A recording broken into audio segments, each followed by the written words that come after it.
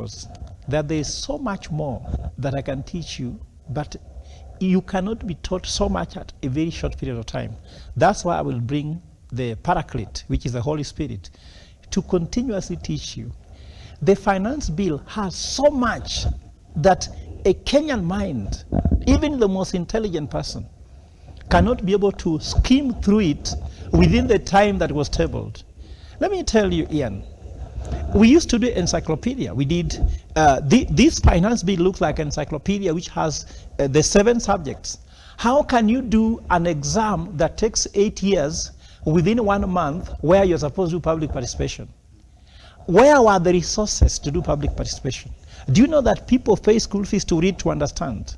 We need to have lawyers to tell us the legal part of this finance bill, the ICT part of finance bill. Maybe you are Daniel, maybe you're an ICT expert, but you are an ICT expert, so you look at it from the ICT lens. Some will look at it from the legal lens. Some will look at it from the economic lens. Do you think all Kenyans have the legal, economic, financial, social, moral? There are many, many things that needed to be done. So a finance bill, if you ask me, we need to change legislation that a finance bill should not be hurried.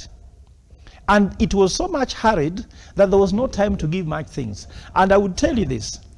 If you look at the ESCC report, I'm very happy the chairperson of the ESCC is a bishop.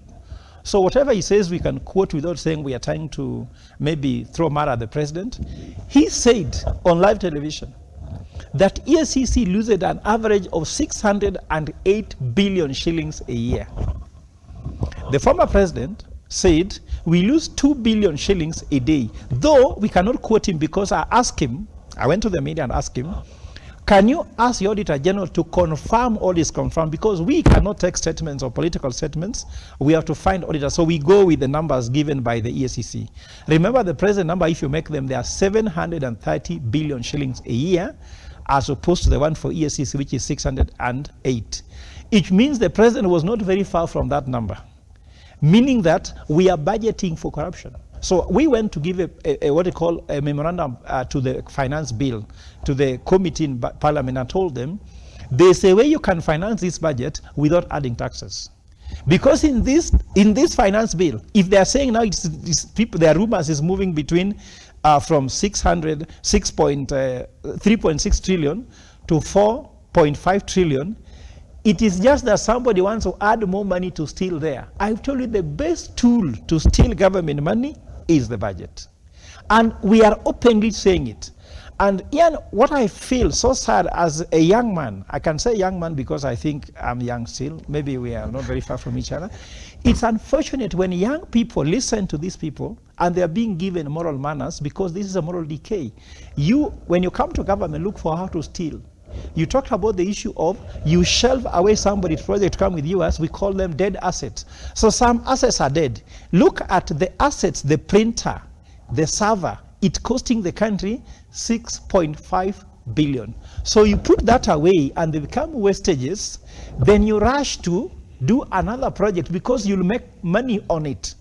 So Ian, when you grow up one day, you might be president. What will you do? You say, when Ruto came in, with this administration, he looked at the tenders were there, he cancelled the tenders of somebody, brought his tenderers and became rich.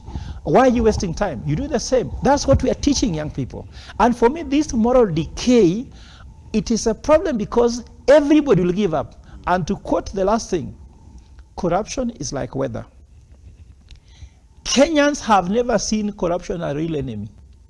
People who are throwing fingers at those who are corrupt have not had a chance to steal. The day you have a chance to steal and you don't steal the money, I listen to you. So corruption is not a Kenyan enemy. I'm telling this with certainty. People just say, today is very cold, put on a jacket. That's how people talk about corruption. Today is very hot, why don't you put on a vest? So have we put on a vest when it is hot? Do we put on a jacket when it is cold? We just say it's very cold. We are just complaining like to start a conversation, but no one has a candid discussion.